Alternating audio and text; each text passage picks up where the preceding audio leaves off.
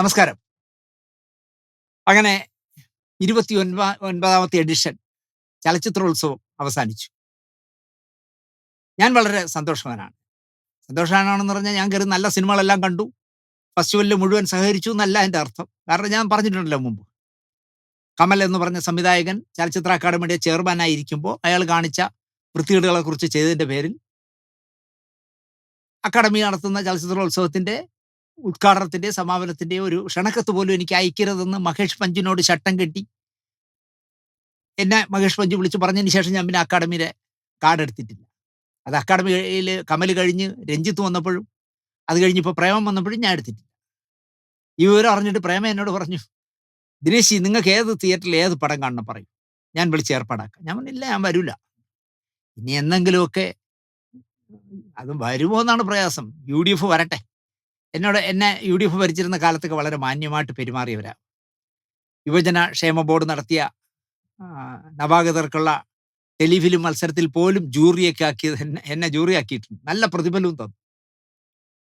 അപ്പൊ അവര് വരട്ടെ. അതുവരെ ഞാൻ എന്തായാലും പോകില്ല. പക്ഷെ ഞാൻ എല്ലാ വർഷവും ഫെസ്റ്റിവൽ ഓഫീസ് പ്രവർത്തിക്കുന്ന ഫംഗ്ഷൻ ചെയ്യുന്ന ടാഗോർ തിയേറ്ററിൽ പോവാറുണ്ട്.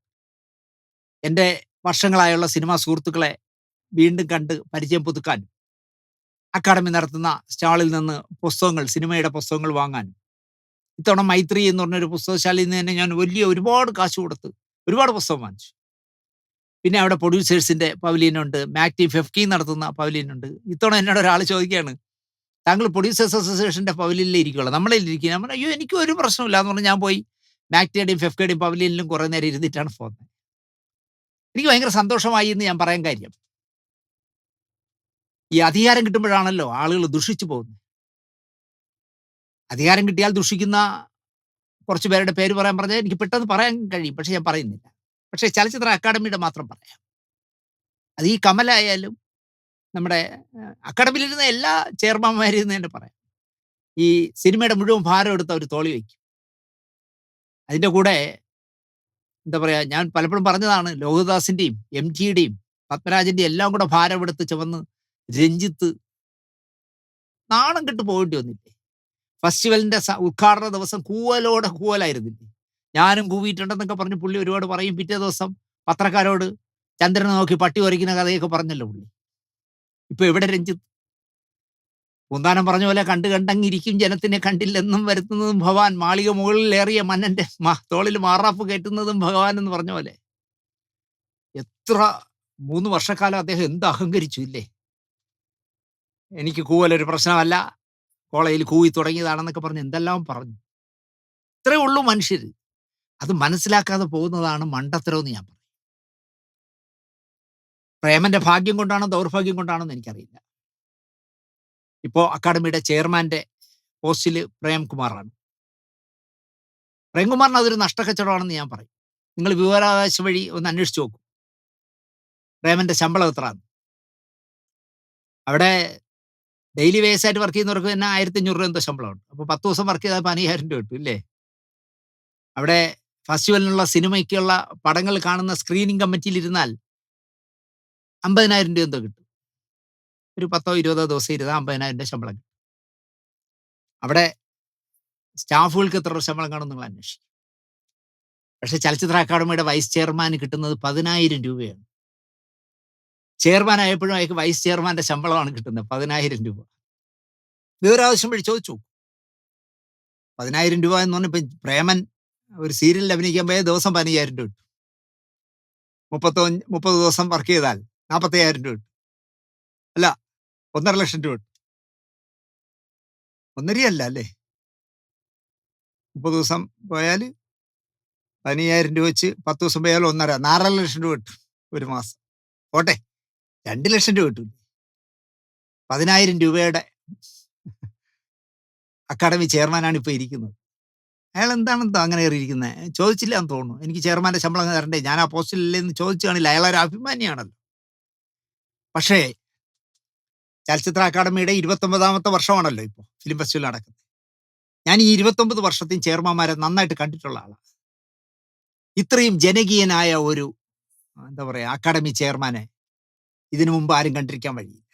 ഇപ്പൊ രാജീവ് കുമാറൊക്കെ ഇരുന്നപ്പോൾ സർക്കാരിന്റെ ബാധ്യതകൾ വരുത്താതെ സ്പോൺസർമാരെ കണ്ടെത്തിയൊക്കെ അദ്ദേഹം ഫസ്റ്റിലൊക്കെ നടത്തിയിട്ടുണ്ട്. പക്ഷേ ഇത്ര ജനകീയനല്ല. കാരണം അദ്ദേഹം മസിൽ പിടിക്കുന്ന ഒരാളാണ്. ഈ ജുബ്ബ താരുന്നതിനനുസരിച്ച് ആളുകളെ കണ്ട പരിചയം കാണിക്കാത്ത ഒരാൾ. പക്ഷേ ഇത്രയും ജനകീയനായ ഒരു ചെയർമാൻ. എനിക്ക് അതിശയം തോന്നി അദ്ദേഹത്തിനെ കുറിച്ച്. ഒരുപാട് അനുഭവങ്ങൾ എനിക്ക് പലരിൽ നിന്നും കേൾക്കാൻ പറ്റി. ഇപ്പൊ ബെന്നി ആശംസ ഓടിയില്ലോ എന്നുള്ളതല്ല, 6-7 പടം ഡയറക്റ്റ് ചെയ്ത ഒരാള്. ഏലിയമ്മച്ചിയുടെ ആദ്യത്തെ ക്രിസ്മസ് ഒക്കെ ചെയ്യാൻ വത്തിക്കാനിൽ പോയിട്ട് ഇപ്പോഴത്തെ സാംസ്കാരിക സെക്രട്ടറി ആയിരിക്കുന്ന ദിവ്യ എസ് അയ്യരെ കന്യാസ്ത്രീയായിട്ട് നായികയായിട്ട് അഭിനയിപ്പിച്ച ആളാണ് ബെന്നി ആശംസ. ദിവ്യ എസ് അയ്യർ കാണുമ്പോൾ ഇപ്പൊ ബെന്നിയെ കണ്ട പരിചയം കാണിക്കുമെന്ന് എനിക്കറിയില്ല. വത്തിക്കാനിലൊക്കെ പോയി പോപ്പിന്റെ മുമ്പിൽ KPS ലളിതയൊക്കെ കൊണ്ട് നിർത്തി ഷൂട്ട് ചെയ്ത പടമൊക്കെ എടുത്ത ആളാണ് ബെന്നി. ഇപ്പൊ ബെന്നി ആശംസ ഇപ്പൊ ഏതോ ഒരു സബ് കമ്മിറ്റിയിലുണ്ട്. അപ്പോ ഈ സബ് കമ്മിറ്റിയിലുള്ളവർക്കും ആഹാരമുണ്ട്. അപ്പോ ബെന്നി ആശംസയും ആശംസയുടെ കൂടെ വേറെ 3 പേരും, അവർ 4 പേരും ഒരു ഗ്യാങ് ആയിട്ട് നടക്കുന്ന സബ് കമ്മിറ്റിക്കാരാണ്. ഈ സബ് കമ്മിറ്റി എന്തിനെന്ന് ചോദിച്ചാൽ എന്നേ ഞാൻ പറയൂ. കാരണം അതൊക്കെ ചിലർ നടത്താനുള്ളവർ നടത്തേ ഉള്ളൂ. ഈ കാർഡ് തൂക്കി നടക്കാനേ പറ്റൂ, ജോലിയൊന്നും കൊടുക്കില്ല. എന്നാൽ വെട്ടിപ്പും തട്ടിപ്പും ഒക്കെ പുറത്തു വരില്ല. അപ്പൊ അങ്ങനെ അയാൾക്ക് കൃത്യമായിട്ട് 4 നേരം കഴിക്കാനുള്ള ഭക്ഷണത്തിന്റെ ടോക്കൺ കൊടുക്കുമായിരുന്നു, കൂപ്പൺ. ഒരു ദിവസം എൻ്റെ വളരെ അടുപ്പക്കാരനായ ഒരു പ്രൊഡക്ഷൻ എക്സിക്യൂട്ടീവ് ഈ സബ് കമ്മിറ്റി മേളിലുള്ള പോസ്റ്റിലാണെന്ന് വെച്ചോളൂ. അപ്പൊ ഈ കൂപ്പൺ കൊടുക്കുന്ന ആളിനോട് പറഞ്ഞു, കൂപ്പൺ കൊടുക്കണ്ട, ഇവർക്കൊന്നും കൂപ്പൺ കൊടുക്കണ്ട. അപ്പൊ ആദ്യം ബെന്നി കരുതി തമാശ പറയുകയാണ്. അത് പറഞ്ഞ് ഇവരും ഈ തെറ്റി. നിനക്ക് ചെയ്യാനുള്ള നീ ചെയ്യുന്ന എക്സിക്യൂട്ടീവ് പറഞ്ഞു, ചെയ്യാനുള്ളത് ഞാൻ ചെയ്ത് കാണിച്ചു തരാമെന്ന് ഇദ്ദേഹം പറഞ്ഞു. അപ്പൊ ബെന്നി സജി ചെറിയാന്റെ നാട്ടുകാരനാണ്, വോട്ട് ചെയ്യുന്ന വോട്ടറാണ്. സജി ചെറിയാനായിട്ട് നല്ല ബന്ധമുണ്ട്. ജീവൻ TVയിലൊക്കെ വർക്ക് ചെയ്ത ആളല്ലേ, ന്യൂസിൽ. ബെന്നി നേരെ പോയി പ്രേംകുമാറിനോട് പരാതി പറഞ്ഞു. അപ്പൊ നമ്മളൊക്കെ ആണെങ്കിൽ എന്ത് ചെയ്യുന്നു വെച്ചാൽ, അല്ലെങ്കിൽ മുമ്പിരുന്നവരാണെങ്കിൽ എന്ത് ചെയ്യുന്നു വെച്ചാൽ, അത് ഞാൻ പരിഹരിക്കാം, ഞാൻ അവരോട് വിളിച്ച് സംസാരിക്കാമെന്നല്ലേ പറയും. പക്ഷെ പ്രേമൻ അങ്ങനെയല്ല ചെയ്തത്. പ്രേമൻ അപ്പം തന്നെ ആ പരാതിക്കാരനെ വിളിച്ചു വരുത്തി. അയാളെ വരാൻ പറ. അന്നേരം പറഞ്ഞു, നിങ്ങൾ എന്താ ഇവിടുത്തെ, നിങ്ങൾ ആ ജോലി ചെയ്താൽ മതി. സബ് കമ്മിറ്റിക്കാർക്ക് ആഹാരം കൊടുക്കണോ വേണ്ടെന്നും നിങ്ങൾ അത്തരം കാര്യങ്ങളൊന്നും നിങ്ങൾ അന്വേഷിക്കേണ്ടെന്ന് പറഞ്ഞ് ഈ ബെന്നിയുടെ മുന്നിൽ വെച്ച് തന്നെ മറ്റേ ആളെ വിരട്ടി വഴക്ക് പറഞ്ഞു. അപ്പൊ ബെന്നി പറയും പോലെ ചിലപ്പോൾ ബെന്നി ഇറങ്ങിപ്പോയ ശേഷം അയാളുടെ പറയുമായിരിക്കും, ഞാൻ അയാളുടെ മുമ്പ് വെച്ച് അങ്ങനെ പറഞ്ഞെങ്കിലും കാര്യമാക്കണ്ട എന്ന് പറയാം. പ്രേമൻ അങ്ങനെ പറയുമെന്ന് എനിക്കറിയില്ല. എന്തായാലും ബെന്നിക്ക് ഭയങ്കര സന്തോഷമായി, എൻ്റെ മുമ്പ് വെച്ച് വിരട്ടിയല്ലോ. ബെന്നി അപ്പോൾ ചെയർമാൻ്റെ മുമ്പ് വെച്ച് തന്നെ ബെന്നിക്ക് പറയാനുള്ളതൊക്കെ പറഞ്ഞിട്ട് ഇറങ്ങിപ്പോകും.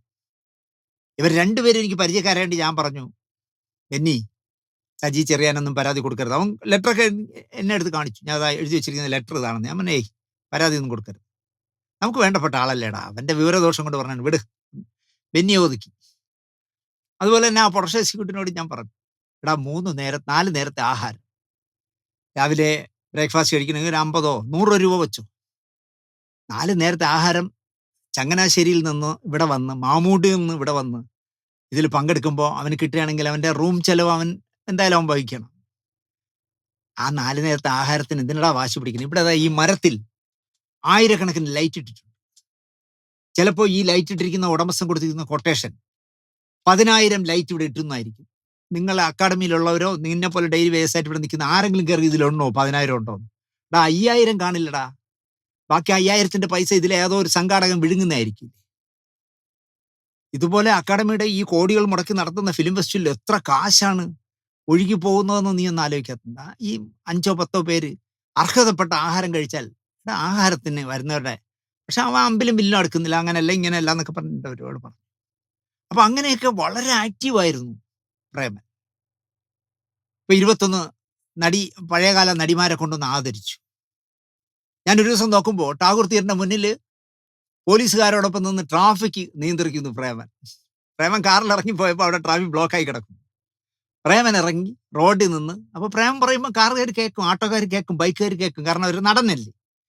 അയാൾ ഒരു ഭാരവുമില്ലാതെ, അക്കാഡമിയുടെ ചെയർമാന്റെ ഭാരമില്ലാതെ മുണ്ടൊക്കെ ഉടുത്ത്, അയാൾ ഫെസ്റ്റിവൽ തുടങ്ങി തീരുന്ന ഒരു മുണ്ട് മാത്രമാണ് എടുത്തത്, മുണ്ട് ഉടുപ്പ് മാത്രം. പാൻ്റൊന്നും ഇട്ട് ജാടയൊന്നും കാണിക്കാൻ പോയില്ല. ഒരു സാധാരണക്കാരൻ, ഒരു പിയൂണിനെ പോലെ നിന്നാ ജോലി ചെയ്ത്. അയാൾ റോഡിൽ നിന്ന് ട്രാഫിക് കൺട്രോൾ ചെയ്തു. അതുപോലെ ഞാനൊരു ദിവസം കാണുമ്പോൾ ധൃതി വെച്ച് പോകുന്നു. ഞങ്ങളുടെ ഇവിടെ പോകണം, അതെ ഈ ശുചീകരണ തൊഴിലാളികൾ, നമ്മളിവിടെ ഹരിത ഇതാണല്ലോ, പ്ലാസ്റ്റിക് ഒന്നും ഉപയോഗിക്കാൻ പാടില്ലല്ലോ, അവരെ ഒന്ന് ആദരിക്കാൻ പോകണം, വരുന്നോ? എന്നിട്ട് ഞാൻ ഇല്ല, നിങ്ങൾ പോകും. അപ്പൊ ഇങ്ങനെ ജനകീയനായ ഒരു ചെയർമാൻ, അക്കാഡമി ചെയർമാനാണ് എന്നുള്ള യാതൊരു ഭാരവുമില്ലാതെ ഒരുപാട് പേര് തമാശ പറഞ്ഞിരിക്കും. കാരണം മൂന്നാം കട കോമഡി പടങ്ങളിലൊക്കെ അഭിനയിച്ചുകൊണ്ടിരുന്ന പ്രേമൻ അക്കാഡമിയുടെ ചെയർമാനോ? നമ്മളെപ്പോലെ താടിയില്ല, ജുബ്ബയില്ല, ബൗദ്ധിക വർത്തമാനങ്ങളില്ലല്ലോ പ്രേമൻ. ഒരു സാധാരണക്കാരൻ. അതുപോലെ എനിക്ക് നമ്മുടെ മന്ത്രി, എന്റെ പാർട്ടിക്കാരനായ സജി ചെറിയാൻ എന്ന് പറഞ്ഞ മന്ത്രിയോട് എനിക്ക് പറയാനുള്ളത്, ഈ തിരുവനന്തപുരത്ത് ചിലരുണ്ട്. ചിലരെന്ന് പറഞ്ഞാൽ നമുക്ക് എങ്ങനെ ക്യാമറ വെച്ചാലും നമുക്ക് ആ പറയുന്ന മനുഷ്യനെ മാറ്റി നിർത്തി ഫോട്ടോ എടുക്കാനേ പറ്റില്ല. കാരണം കറക്റ്റ് ഫ്രെയിമിൽ എവിടെ വരണമെന്ന് അറിയാൻ വന്നേ. ഇപ്പൊ ബാലചന്ദ്ര മേനോന്റെ ഒരു പുസ്തകം റിലീസ്, സ്റ്റേജില് ബാലചന്ദ്ര മേനോനും കുറുപ്പ് സാറും, അതോ ബാലചന്ദ്ര മേനോനും വയലാർ രവിയോ ആരോ, അവർ രണ്ടുപേരെ പാടുള്ളൂ. ഞാൻ പങ്കെടുത്താണ് കോബാങ് ടവർ. ഈ രണ്ടുപേരല്ലാതെ സ്റ്റേജിൽ ആരും പാടില്ല. മൂന്ന് പേര്, രണ്ടുപേര് ബാലചന്ദ്ര മേനോനും ഗസ്റ്റും, അത് കുറുപ്പ് സാറാണെന്ന് തോന്നുന്നു. എല്ലാം വിശദമായി റിഹേഴ്സലൊക്കെ ചെയ്തു വെച്ചു. സമയമായപ്പോ കുറുപ്പ് സാർ സ്റ്റേജിലേക്ക് വന്നു, ബാലചന്ദ്ര മേനോനും സ്റ്റേജിലേക്ക് വന്നു. ഒരു പെൺകുട്ടി പുസ്തകം കൊണ്ടുവന്ന് കൊടുത്തു. ആ പുസ്തകം കുറുപ്പ് സാർ പൊതി അഴിച്ചിങ്ങനെ നോക്കുന്നതിനിടയിൽ ബാലചന്ദ്ര മേനോന്റെ ഒരു കാലത്ത് ഏർത്താറ്റ് കിടന്ന ഒരു വിവരദോഷി വന്ന് നടുക്കങ്ങ് നിന്നു. ഒന്നും അറിയാത്തല്ലേ. മേനോന് പറയാൻ പറ്റുമോ കുറുപ്പ് സാറിന്റെ മുമ്പ് മാറിക്കൂടെന്ന് പറയാൻ പറ്റുമോ? അത് ചുരണ്ടാൻ പറ്റില്ല. കാരണം രണ്ടുപേര് രണ്ട് സൈഡിൽ നടുക്കിയാൾ. ഇങ്ങനെ ഫോട്ടോയ്ക്ക് വേണ്ടി പോസ് ചെയ്യുന്ന ഒരുപാട് പേരുണ്ട് ഇവിടെ. നമ്മുടെ ഫോട്ടോഗ്രാഫർ ഗോപാലകൃഷ്ണൻ തിരുവനന്തപുരത്ത് ഇതുപോലെ ഒരു കല്യാണം എടുക്കാൻ പോയപ്പോൾ ആ കല്യാണം എടുക്കുന്ന കുട്ടിയുടെ അച്ഛൻ പറഞ്ഞു, നമ്മൾ കല്യാണം വിളിച്ച മറ്റേ ആൾ വരും കേട്ടോ, പക്ഷെ അയാളെ ഒരു ഫ്രെയിമിലും വരാതെ പടം എടുക്കണം. ഞാൻ എടുത്തു തരാം. ഞാനും അത് ഒരുപാട് കാലമായിട്ട് ആലോചിക്കുകയാണ്. വേറൊരു വേന്ദ്രൻ കല്യാണം നടത്തി, ഫോട്ടോ ഡിജിറ്റൽ ആയതുകൊണ്ട് ക്യാമറയിൽ ഗോപാലകൃഷ്ണൻ നോക്കുമ്പോൾ 90 പടം എടുത്തിട്ടുണ്ടെങ്കിൽ, അല്ലെങ്കിൽ 900 പടം എടുത്തിട്ടുണ്ടെങ്കിൽ 1001 പടത്തിൽ അയാളുണ്ട്. നടക്ക് ഫോട്ടോ എന്ത് ചെയ്യാൻ പറ്റും?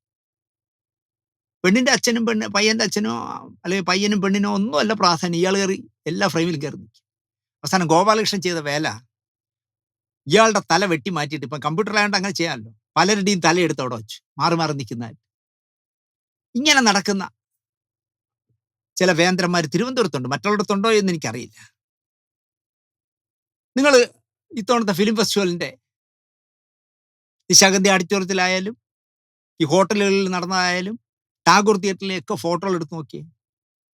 നമുക്ക് തോന്നും അക്കാഡമി, ഇപ്പോൾ അക്കാഡമിയുടെ ചെയർമാൻ ഒരു ചെയർപേഴ്സൺ ആണെന്ന് തോന്നും. പ്രേമനല്ല ചെയർമാൻ എന്ന് തോന്നും.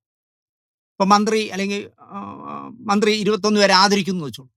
ഈ ആദരിക്കുന്നവരുടെയും ആദരിക്കുന്ന ആളും ആദരിക്കപ്പെടുന്ന ആളും നിൽക്കുന്നതിന്റെ നടുക്ക് ഈ ചെയർപേഴ്സൺ ആവാൻ നടക്കുന്ന ആൾ നിൽപ്പുണ്ട്.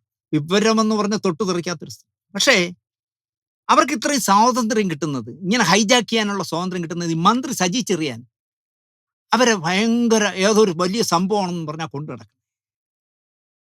എനിക്ക് തോന്നുന്നു അദ്ദേഹത്തിന് ഒരു സുഖം കിട്ടുന്ന പോലെ, ഒരു ഞരമ്പ് രോഗമുള്ളവർക്ക് ഉള്ളതുപോലെ ഈ കമ്മ്യൂണിസ്റ്റ് പാർട്ടിയിലെ ഇപ്പോഴത്തെ പുതിയ നേതാക്കന്മാർക്ക് ഈ പെൺ വിഷയത്തിൽ എന്തിനാണ് ഇങ്ങനെയൊക്കെയുള്ള അസുഖം വരുന്നതെന്ന് ആലോചിക്കുമ്പോൾ എനിക്ക് പുച്ഛം തോന്നും അവരോട്. കാണികൾ കാണുന്നു എന്നെങ്കിലും ഇവർക്ക് തോന്നണ്ടേ? സജി ചെറിയാന് തോന്നണ്ടേ? ഞാൻ സാംസ്കാരിക വകുപ്പ് മന്ത്രിയാണ്. എൻ്റെ ഇടത്തോ വലത്തോ ഇങ്ങനെ വിവരദോഷികളെ പിടിച്ചിരുത്തിയാൽ എനിക്കാണ് അതിന്റെ നാണക്കേടെന്നുള്ളൊരു ബോധമായിക്കൊണ്ടേ. വിളിച്ചിരുത്തണം, വാ വാ ഇരി, കസേരയുണ്ട്, വാ വന്നിരിക്കും എന്ന് പറഞ്ഞ് പിടിച്ചിരുത്തണം. അത് ആലോചന യോഗം ആയാലും ശരി, ഫെസ്റ്റിവലിന്റെ ഏത് നടന്നാലും സജി ചെറിയാന് ചിലരെ പിടിച്ച് അടുത്തിരുത്തണം. പ്രത്യേകിച്ച് ഈ വിവരദോഷിയെ, പള്ളിക്കൂടത്തിൽ പോയിട്ടില്ലാത്തവർ. വലിയ കഷ്ടമാണെന്ന് ഞാൻ പറയും. ഞാൻ ഈ 21 നടികളെ ആദരിക്കുന്ന ചടങ്ങിന് പോയിരുന്നപ്പോൾ എൻ്റെ അടുത്തിരുന്ന എല്ലാ സിനിമാ സുഹൃത്തുക്കളാണ്. അതിൽ ഓരോരുത്തർ പറയുന്ന കമന്റുകൾ കേൾക്കുമ്പോൾ സത്യം പറഞ്ഞാൽ തൊലി ഉരിഞ്ഞു പോകും. ഇയാൾ അവിടെ ഇരുന്നുകൊണ്ട് ഇങ്ങനെ ഒരു സ്വർഗം കീഴടക്കിയ പോലെ ഈ മഹതിയുമായിട്ട് സംസാരിക്കുന്നത് ഇവിടെ ഇരുന്നുകൊണ്ട് ഡബ് ചെയ്ത് കേൾപ്പിച്ചത് എന്താണ് പറയണത്? ഞാൻ അറിയാതെ ചിരിച്ചുപോയി. സ്വയം മന്ത്രി വിലയിരുത്തുന്നത് നല്ലതാണെന്ന് ഞാൻ പറയും. അത് മന്ത്രി മനസ്സിലാക്കേണ്ടത്, ഒരുപാട് പേർ അടിതെറ്റി വീണിട്ടുണ്ട് പെൺ വിഷയം കൊണ്ട് മാത്രം. തിരുവനന്തപുരത്ത് ഇപ്പം നമ്മുടെ പാർട്ടിക്കാരനായ ഒരു MLA പറ്റിയ അബദ്ധം പോലെ സജി ചെറിയാന് പറ്റാതിരിക്കട്ടെ എന്ന് ഞാൻ പറയും. അടുത്ത ഫിലിം ഫെസ്റ്റിവൽ അല്ലെങ്കിൽ അക്കാഡമി നടത്തുന്ന KSFDC നടത്തുന്ന പരിപാടികളിലൊക്കെ ഒരകലം പാലിക്കുന്നത് സജി ചെറിയാനും നല്ലതായിരിക്കും എന്ന് ഞാൻ പറയും. ഞാൻ അങ്ങനെയൊന്നും പാലിക്കില്ല. ഞാനിങ്ങനെ ഞരമ്പ് രോഗികളെ പോലെ ഇവരെയൊക്കെ കൊണ്ട് നടക്കുള്ളതാണെങ്കിൽ അമ്മേരെ വിധി, അത്ര തന്നെ. എനിക്കൊന്നും പറയാനില്ല. അതുപോലെ തന്നെ നമ്മുടെ എന്താ പറയാ, പായൽ കപാടിയുടെ ഒരു പടം വന്നല്ലോ. ആൾ വി ഇമേജിൻ ആസ് ലൈറ്റ് എന്ന് പറഞ്ഞ പടം. വിദേശത്തൊക്കെ പോയി വലിയ പേരുണ്ടാക്കി. അതായത് ഒബാമ വരെ ഇഷ്ടപ്പെട്ട സിനിമയാണ്. ബരാക്ക് ഒബാമയ്ക്ക് വരെ ഇഷ്ടപ്പെട്ട സിനിമയാണ്. അപ്പൊ പായൽ കപാടിയും അതിലഭിനയിച്ച കനി കുസൃതിയും ദിവ്യപ്രഭയും ഒക്കെ തിരുവനന്തപുരത്ത് വന്നിരുന്നു ഈ ഫെസ്റ്റിവലിന്. അപ്പോൾ ആ ഒരു ദിവസം വേണമെങ്കിൽ ആ പടം റിലീസ് ചെയ്ത പ്രദർശിപ്പിച്ച ദിവസം പായൽ കപാടിയെ കൊണ്ടുപോയി എന്ന് വേണമെങ്കിൽ പറയാം. കാരണം പത്രമാധ്യമങ്ങളിലെല്ലാം ദൃശ്യമാധ്യമങ്ങളിലെല്ലാം ഇവർ 3 പേരുമായിരുന്നു. ഈ പടം കേരളത്തിലെ തിയേറ്ററിൽ കളിച്ചപ്പോൾ ഒരൊറ്റ കുഞ്ഞന്മാർ പോയി പടം കണ്ടില്ല എന്നുള്ളതാണ്. പക്ഷേ ഈ പടം കാണാൻ വേണ്ടി IFFK കാണിക്കുന്ന ദിവസം ടാഗോർ തിയേറ്ററിലേക്ക് ഇടി വേണം കാണാൻ.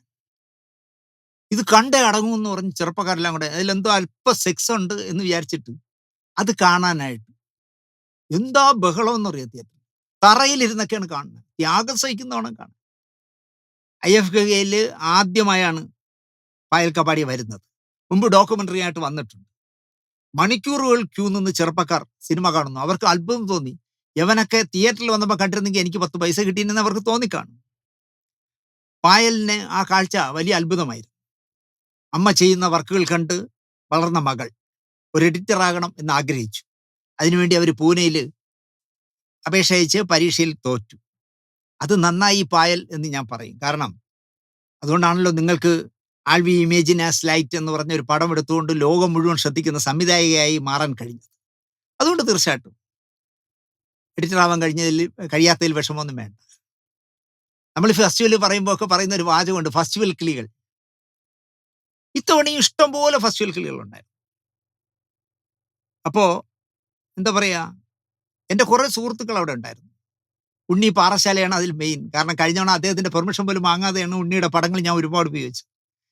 അപ്പോൾ ഉണ്ണിക്കൊക്കെ കൊയ്ത്തായിരുന്നു എന്ന് നിങ്ങൾക്ക് ഇതിലെ പടങ്ങൾ കാണുമ്പോൾ മനസ്സിലാവും. ഉണ്ണിയുടെ പടങ്ങൾ ഞാൻ ഇതിൽ ഉപയോഗിക്കുന്നുണ്ട്. ഇവർ ഈ വാങ്ങുന്ന ഡ്രസ്സുകൾ ഈ ഫെസ്റ്റിവലിന് ഇടാൻ വേണ്ടി 5 ദിവസം ഇടാൻ വേണ്ടി വാങ്ങുന്ന ഡ്രസ്സുകൾ അടുത്ത ഒരു വർഷക്കാലം എന്ത് ചെയ്യുമെന്നാണ് ഞാൻ ആലോചിക്കുന്നത്. കാരണം അത് പുറത്തിടാൻ കൊള്ളില്ല. എന്തെല്ലാം കോപ്രാട്ടികളാണെന്നറിയാം ഈ ഫെസ്റ്റിവൽ കിളികൾ ഇട്ടുകൊണ്ട് നടക്കുന്നത്. പിന്നെ ഞാൻ മുമ്പ് ഏതോ ഒരു പ്രോഗ്രാമിൽ പറഞ്ഞ പോലെ ഒരു 30 വർഷം കഴിഞ്ഞ് ജനിക്കണമായിരുന്നു എങ്കിൽ എനിക്ക് ഇങ്ങനെയൊന്നും ചിന്തിക്കില്ലായിരുന്നു ഞാൻ. പിന്നെ ഇത്തവണ ഒരു ആശ്വാസം എന്താണെന്ന് ചോദിച്ചാൽ, ഈ ഫെസ്റ്റിവൽ കിളികളെ പോലുള്ളവർക്ക് അഴിഞ്ഞാടാനായിട്ട് മാനവീയം വീഥിയിൽ വേദി ഒരുക്കിയതുകൊണ്ട് ടാഗോർ തിയേറ്ററിൽ അല്പം കുറവുണ്ടായിരുന്നു. വലിയും കുടിയൊക്കെ ഇത്തവണ ടാഗോർ തിയേറ്ററിൽ കുറവായിരുന്നു.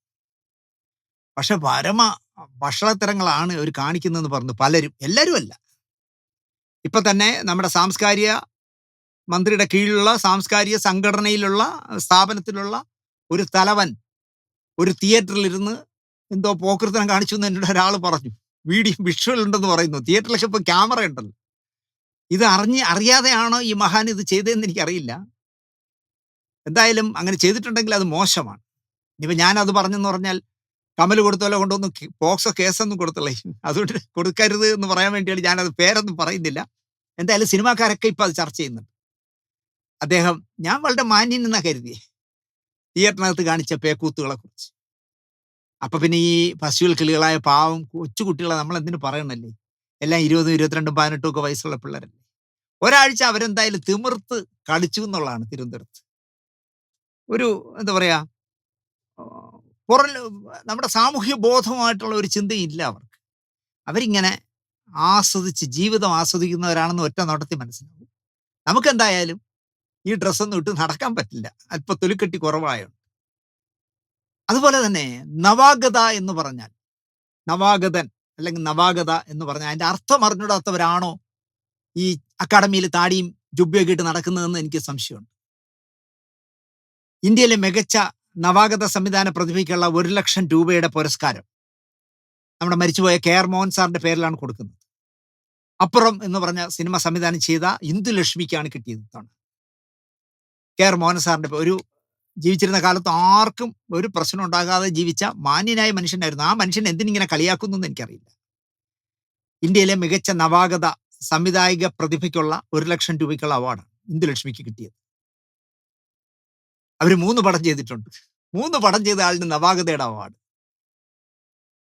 പിറ്റേ ദിവസം ഈ വങ്കത്തനം കാണിച്ച നമ്മുടെ എനിക്ക് വളരെ അടുപ്പമുള്ള ആളാണ്. ഇപ്പൊ എല്ലാ ശത്രുക്കളാവുകയാണല്ലോ. VK ജോസഫ് എന്ന് പറഞ്ഞൊരു ബുദ്ധിജീവിയുണ്ട് ഇവിടെ, VSSC എന്നൊക്കെ പെൻഷനായി.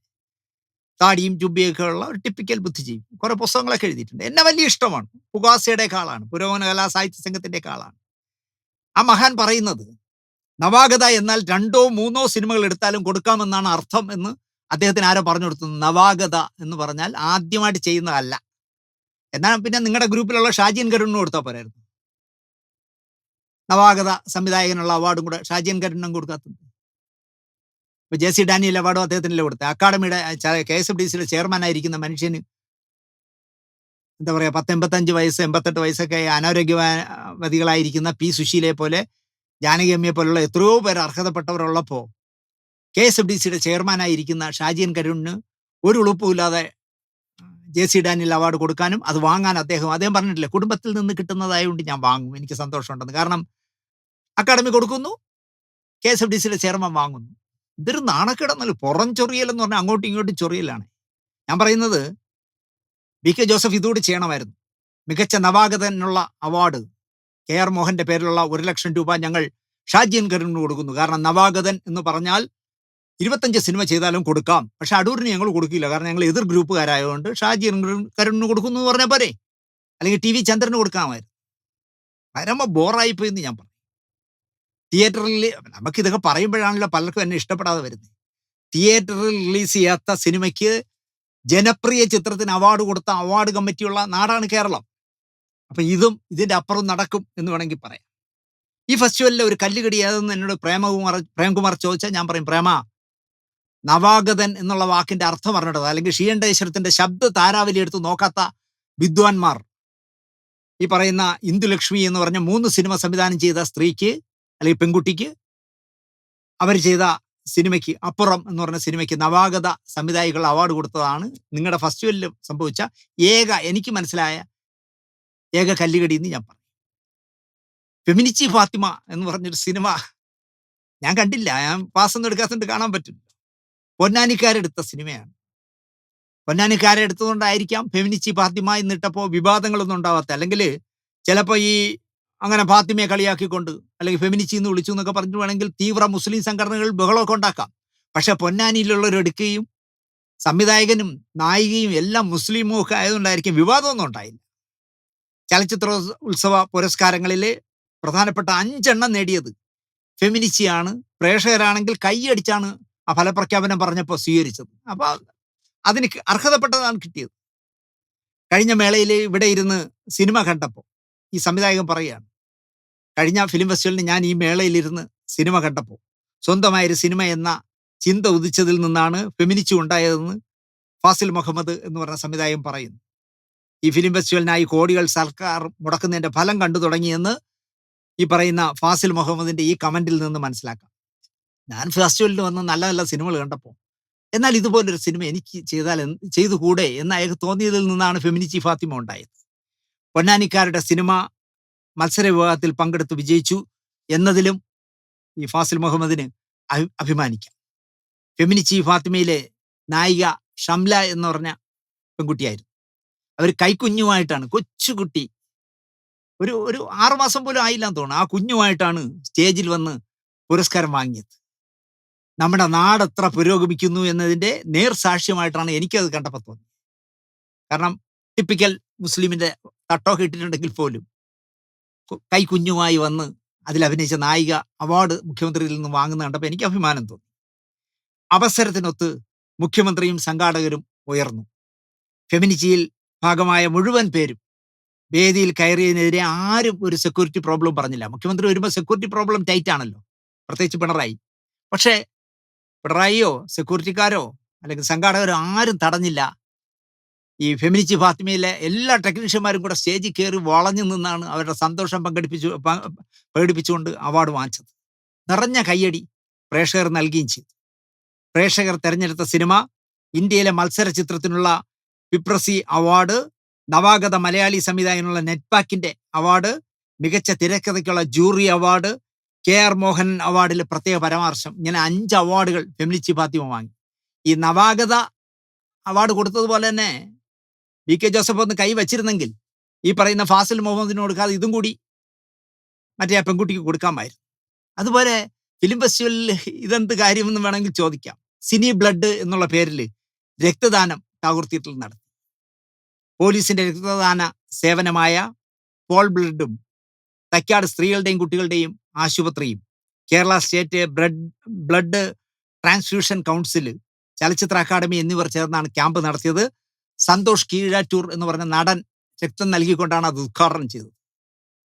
ഞാൻ നേരത്തെ പറഞ്ഞല്ലോ, ഹരിതകർമ്മസേന മേള നടന്ന തിയേറ്ററുകളിലെ മാലിന്യ നിർമ്മാർജ്ജനവും ശുചിത്വവും എല്ലാം ഹരിതകർമ്മസേന ഏറ്റെടുത്തു. ഈ വർഷം ഡെലിഗേറ്റുകൾ പ്ലാസ്റ്റിക് മാലിന്യങ്ങൾ വേദിയിൽ നിക്ഷേപിക്കരുത് എന്നുള്ള കർശന നിർദ്ദേശം ഉണ്ടായിരുന്നു. ഉപേക്ഷിക്കുന്ന പ്ലാസ്റ്റിക് മാലിന്യങ്ങൾ ഉടൻ തന്നെ ഹരിതസേന നീക്കി. ഭക്ഷണം വിളമ്പുന്നത് പൂർണ്ണമായും പ്ലാസ്റ്റിക് പ്ലേറ്റുകളിൽ നിന്ന് മാറ്റി. ഒരു തിയേറ്ററിൽ നിന്ന് മറ്റൊരു തിയേറ്ററിലേക്ക് സൗജന്യമായി പോകാൻ ഇലക്ട്രിക് ബസ്സുകൾ എല്ലാ തിയേറ്ററുകളുടെ മുന്നിലും ഉണ്ടായിരുന്നു. മുമ്പ് ഓട്ടോയൊക്കെ ആയിരുന്നു. അപ്പം അതിൻ്റെയും അത്രയും പെട്രോളിൻ്റെ പുക പോലും ഇല്ലാതെ ഇലക്ട്രിക് ബസ് ഉപയോഗിച്ചാണ്. അപ്പോൾ ഹരിത കർമ്മസേനയും ഇലക്ട്രിക് ബസ്, ഈ ബസ്സും എല്ലാം കൂടെ ചേർന്ന് അക്കാഡമിക്ക് മാതൃകയാക്കാൻ കഴിഞ്ഞ ഇത്തരം കാര്യങ്ങളുണ്ടായിരുന്നു. അതുപോലെ തന്നെ 22 നടിമാരെ ആദരിച്ചു. പഴയകാല ആദ്യം അതിന് പേരിടാനിരുന്നത് ഓർക്കു വല്ലപ്പോഴും എന്നായിരുന്നു. അത് ഭാസ്കരൻ മാഷിന്റെ പ്രശസ്തമായ ഒരു കവിതയാണ്, ഓർക്കു വല്ലപ്പോഴും. ഈ പറയുന്ന നടികളെയൊന്നും വല്ലപ്പോഴും ഓർക്കേണ്ടവരല്ല എന്ന് വിവരമുള്ള ആർക്കോ തോന്നിയപ്പോൾ അതിന് മറക്കില്ലൊരിക്കലും എന്ന് പേരിട്ടു. അതാണ് ആ ഫംഗ്ഷൻ ഏറ്റവും നല്ലത്. ഞാൻ പ്രേംകുമാറിനോടും മന്ത്രി സജി ചെറിയാനോടും പറയുന്നു, അടുത്ത വർഷം ദിവ്യ എസ് അയ്യരോടും പറയുന്നു, അടുത്ത വർഷം നിങ്ങൾ M A Yusuff Ali sir Gandhi ഭവനിൽ സ്ത്രീകൾക്ക് മാത്രമായി 17 കോടി രൂപ മുടക്കി ഒരു കെട്ടിടം കെട്ടിയപ്പോൾ അതെന്താ നിങ്ങൾ അച്ഛനെയും സ്നേഹിക്കുന്നില്ലേ എന്ന് പത്രക്കാരൻ ചോദിക്കുമ്പോൾ ഞാൻ മുന്നിരിപ്പുണ്ട്. അതിനെന്താ അവർക്കും കെട്ടിക്കൊടുക്കുക എന്ന് പറഞ്ഞാൽ ഇപ്പോൾ അവിടെ കെട്ടിക്കൊണ്ടിരിക്കുകയാണ്. 25 കോടിയെങ്കിലും ആവും കെട്ടിക്കൊണ്ടിരിക്കുക, വലിയ ഓഡിറ്റോറിയം ഒക്കെ ഉള്ള കെട്ടിട എന്ന് പറഞ്ഞതുപോലെ ഇത്തവണ 22 സ്ത്രീകളെ ആദരിച്ചുവെങ്കിൽ അടുത്ത തവണ മലയാള സിനിമയിൽ നമ്മളെ നാരദനായിട്ടൊക്കെ അഭിനയിച്ചിട്ടുള്ള അല്ലെങ്കിൽ മണിമുഴക്കത്തിലെ നായകനായിരുന്ന ഹരിച്ചേട്ടൻ അടക്കം ഒരുപാട് പഴയകാല നടന്മാർ വിസ്മൃതിയിലായി വീടുകളിൽ ഇരിപ്പുണ്ട്. അവരെ കണ്ടെത്തി 22 പേരെ കൊണ്ടുവന്ന് അടുത്തവണ പുരുഷന്മാരായ നടന്മാരെ ആദരിക്കണം എന്ന് അഡ്വാൻസ് ആയിട്ട് സജി ചെറിയാനോടും ദിവ്യ എസ് അയ്യരോടും പ്രേംകുമാറിനോടും ഒക്കെ പറയുന്നു. KR വിജയ, ഉഷാകുമാരി, നീലപ്പൊന്മാനൊക്കെ കണ്ടിട്ട് നമ്മളല്ല, നീലപ്പൊന്മാനിൽ അവരല്ല, സുചിത്രയാണ്.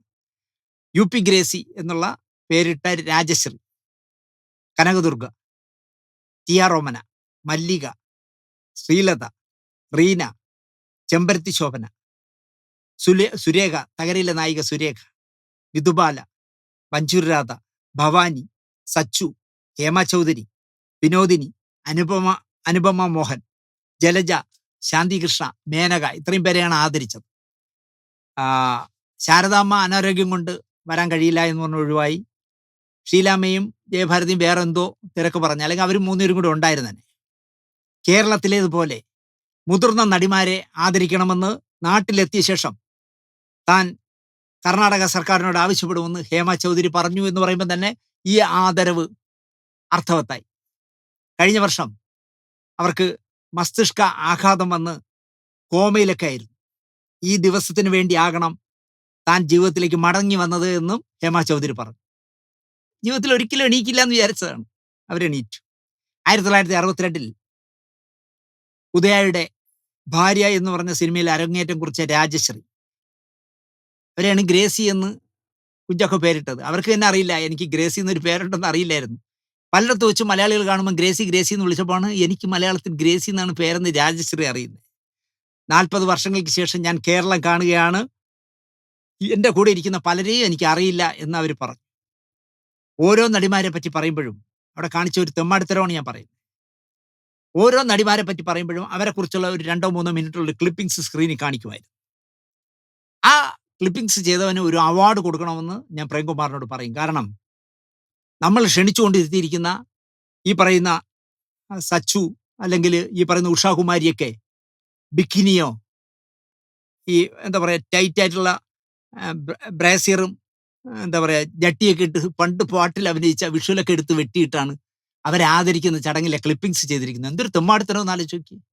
നമ്മൾ ക്ഷണിച്ചുകൊണ്ടിരുത്തിയിട്ട് വയോവൃദ്ധരായ ആ സ്ത്രീകൾ ചെറുപ്പകാലത്ത് 20 വയസ്സൊക്കെ ഉള്ളപ്പം പടങ്ങളിൽ പാട്ടിലൊക്കെ ഇട്ട ബിക്കിനിയൊക്കെ ഇട്ട അല്ലെങ്കിൽ വയറും കാലും തുടയൊക്കെ കാണുന്ന പാട്ടുകളുടെയൊക്കെ ക്ലിപ്പിംഗ്സ് എടുത്തിട്ടാണ് ആദരിക്കൽ ചടങ്ങിന് ക്ലിപ്പിംഗ്സ് ഉണ്ടാക്കിയത്. വളരെ ചിന്തനീയമാണ്. കാരണം ഇത് ഉണ്ടാക്കിയവനെ സമ്മതിക്കണം, അവനൊരു പ്രത്യേക അവാർഡ് കൊടുക്കണമെന്ന് ഞാൻ പറയും. സത്യം പറഞ്ഞാൽ ഇത് ഒന്ന് പ്രിവ്യൂ ചെയ്ത് കാണണ്ടായിരുന്നു. നമ്മൾ ഇടാൻ പോകുന്നത് ഇതാണെന്ന് അതിൻ്റെ ഉത്തരവാദിത്വപ്പെട്ടവർ കാണണമായിരുന്നു. അത് വളരെ കല്ലുകടിയായിട്ട് എനിക്ക് തോന്നി.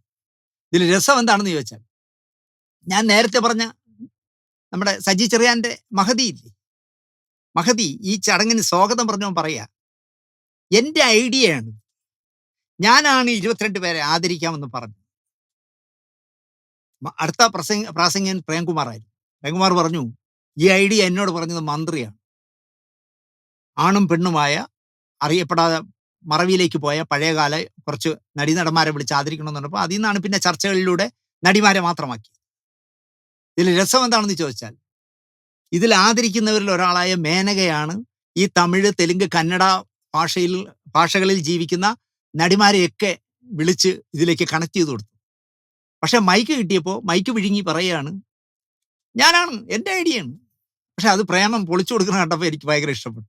ഇത് മന്ത്രിയുടെ ഐഡിയ ആണ്, അല്ലാതെ മറ്റാരുടെയും അല്ല എന്ന് പറയുന്നത്. അത് കണ്ടാലെങ്കിലും മന്ത്രിക്ക് ബുദ്ധി വരണ്ടേന്നാണ് ഞാൻ ആലോചിക്കുന്നത്. അപ്പോഴെങ്കിലും മന്ത്രി ആലോചിക്കണ്ടേ, അയ്യോ ഈ വങ്കത്തനൊക്കെ പറയുന്ന ഐറ്റംസിൻ്റെയാണ് ഞാൻ കമ്പനി അടിച്ച് ഇങ്ങനെ ഇരിക്കണമെന്ന് ആലോചിക്കണ്ടേ. പക്ഷെ അദ്ദേഹം ഇത് കാണുകയാണെങ്കിൽ വാശിയോടെ അടുത്ത ഫിലിം ഫെസ്റ്റിവലിനും ഈ മഹതിയെ കൊണ്ട് തന്നെ നിങ്ങൾ ആലോചിച്ച് നോക്കൂ. അത് BJPയുടെ സെൻസർ ബോർഡ് മെമ്പർ, BJPക്കാരി അവിടെ. ഇവിടെ UDF ഉമ്മൻചാണ്ടി ഭരിച്ചിരുന്നപ്പോൾ അക്കാഡമി മെമ്പർ, LDF ഭരിക്കുമ്പോൾ KSFDC മെമ്പർ. എങ്ങനെ വീണാലും 4 കാലിൽ നിൽക്കും എന്ന് പറയും പോലെ ആര് ഭരിച്ചാലും, VS അച്യുതാനന്ദൻ ഭരിച്ചാലും, ഉമ്മൻചാണ്ടി ഭരിച്ചാലും, പിണറായി ഭരിച്ചാലും നിൽക്കാൻ കഴിയുന്ന ഒരു വിചിത്ര ജന്മമാണ്. അതിനെ സജി ചെറിയാനൊക്കെ ഇങ്ങനെ ചുമന്നുകൊണ്ട് കിടക്കുന്നത് സജി ചെറിയാന്റെ പേരിന് കളങ്കമാവൂ എന്നുള്ളതല്ലാതെ ഒന്നുമില്ലെങ്കിലും താങ്കൾ ഇതൊക്കെ നടത്തുന്ന, വേദന അനുഭവിച്ച് മരണത്തിലേക്ക് അടുക്കുന്ന ആൾക്കാരെയൊക്കെ ഇത് ചെയ്യുന്ന പാലിയേറ്റീവ് ക്ലിനിക്ക് നടത്തുന്നു. 2 പെൺകുട്ടികളുടെ അച്ഛനാണ്, അവർക്ക് കൊടുക്കേണ്ട കെട്ടിടം പോലും ഞാൻ ഈ പാലിയേറ്റീവിന് കൊടുക്കുമെന്നൊക്കെ പറയുന്ന, അതിലൊക്കെ എനിക്ക് ബഹുമാനമുള്ള ആളാണ് സജി ചെറിയാൻ. പക്ഷെ അദ്ദേഹം ഇങ്ങനെ നിലവാരം താഴരുത്, നിങ്ങളൊരു മന്ത്രിയാണ്, സംസ്കാരമുള്ള സാംസ്കാരിക വകുപ്പ് മന്ത്രി ആയിരിക്കണം എന്ന് മാത്രം പറഞ്ഞുകൊണ്ട്. ഈ ഫിലിം ഫെസ്റ്റിവലിൽ എന്നെ ഏറ്റവും കൂടുതൽ ആകർഷിച്ചത് പ്രേംകുമാർ എന്ന ലംബോ പ്രേമനാണെന്ന് പറഞ്ഞു. ഒരു ജനകീയനായ ഒരു നടന് അല്ലെങ്കിൽ ഒരു സിനിമാക്കാരന് ചലച്ചിത്ര അക്കാദമിയുടെ ചെയർമാൻ എന്നുള്ള ഭാരമില്ലാതെ എങ്ങനെ ഭംഗിയായിട്ട് എല്ലാവരും തൃപ്തിപ്പെടുത്തിക്കൊണ്ട് ഒരു ഫിലിം ഫെസ്റ്റിവൽ എങ്ങനെ നടത്താമെന്ന് തെളിയിച്ച പ്രേംകുമാറിന് ഒരു നല്ല ബിഗ് സല്യൂട്ട് നൽകി. വരും വർഷങ്ങളിലും ഇനി ഒരു ഫിലിം ഫെസ്റ്റിവലിലൂടെ പ്രേംകുമാറിനുള്ളൂ. കാരണം ഇനി ഭരണം 1.5 വർഷമായിട്ടല്ലേ ഉള്ളൂ. അപ്പോൾ അടുത്ത ഡിസംബറിലെ ഫിലിം ഫെസ്റ്റിവലും ഇതിൽ നിന്നുള്ള പാഠങ്ങൾ ഉൾക്കൊണ്ടുകൊണ്ട് പ്രേമൻ മനോഹരമായി അടുത്ത ഫെസ്റ്റിവലും കൂടെ നടത്തി സല്യൂട്ട് പറയട്ടെ എന്ന് പ്രാർത്ഥിച്ചുകൊണ്ട്, ഇങ്ങനെ വേണം ഒരു ചെയർമാനായാൽ. അയാൾക്ക് താടിയും ഇല്ല, ബുദ്ധിജീവി പടങ്ങളിലൊന്നും അഭിനയിച്ചിട്ടുമില്ല, 4 കിട കമേഴ്സ്യൽ സിനിമകളിലാണ് അയാൾ അഭിനയിച്ചിട്ടുള്ളത്, കോമഡിയാണ് അഭിനയിച്ചിട്ടുള്ളത്. പക്ഷേ കിട്ടിയ വേദികളിലൊക്കെ അയാൾ സംസാരിക്കുന്ന കേട്ടാൽ ഒന്നും വേണ്ട. ഞാൻ പറഞ്ഞില്ലേ, ഈ ഹരിതകർമ്മസേന അഴുക്കുവാരി നടക്കുന്ന സ്ത്രീകളെയൊക്കെ കെട്ടിപ്പിടിച്ചുകൊണ്ട് പ്രേമം നിൽക്കുന്ന ഫോട്ടോ കണ്ടപ്പോൾ എനിക്ക് അതാണ് കമ്മ്യൂണിസം എന്ന് ഞാൻ പറയാം. അയാളൊരു കോൺഗ്രസ്സുകാരനാണ്. എനിക്ക് സഖാവ് എന്നുള്ള സിനിമയിൽ PA ബക്കറിന്റെ സഖാവ് എന്നുള്ള പടത്തിൽ P കൃഷ്ണപിള്ള ആവാൻ തുടങ്ങിയ കാലം മുതലായിരിക്കണം പ്രേമൻ പതുക്കെ കമ്മ്യൂണിസ്റ്റുകാരനായി മാറിയത്. പക്ഷേ അയാളാണ് സഖാവെന്ന് ഞാൻ പറയും. ഈ ആളുകൾ വലിച്ചെറിയുന്ന അഴുക്കുകളൊക്കെ വാരിയെടുക്കുന്ന ഹരിതകർമ്മസേനയിലെ അമ്മമാരെ കെട്ടിപ്പിടിച്ചുകൊണ്ട് അവർക്ക് ആദരം നൽകി നിൽക്കുന്ന പ്രേമനെ കണ്ടപ്പോൾ എനിക്ക് അങ്ങനെ തോന്നി. അതിപ്പോൾ VK ജോസഫിനൊന്നും അങ്ങനെ തോന്നണമെന്നില്ല. കാരണം പ്രേമന് ജുബ്ബയില്ല, താടിയില്ല, ബൗദ്ധിക വർത്തമാനമില്ല. എന്തായാലും 29ാമത്തെ എഡിഷൻ മനോഹരമായി ചെയ്തു. സാംസ്കാരിക വകുപ്പ് മന്ത്രിയും സാംസ്കാരിക സെക്രട്ടറിയും എല്ലാവരും കൂടെ ചേർന്ന് അടുത്ത 30ാമത്തെ IFFK മനോഹരമായ, പ്രേമന്റെ നേതൃത്വത്തിൽ മനോഹരമായ ഫിലിം ഫെസ്റ്റിവൽ ആക്കാനുള്ള ശ്രമം ഇന്നേ തുടങ്ങട്ടെ എന്ന് ആശിച്ചുകൊണ്ട് ഈ എപ്പിസോഡ് ഇവിടെ അവസാനിപ്പിക്കുന്നു. നന്ദി, നമസ്കാരം.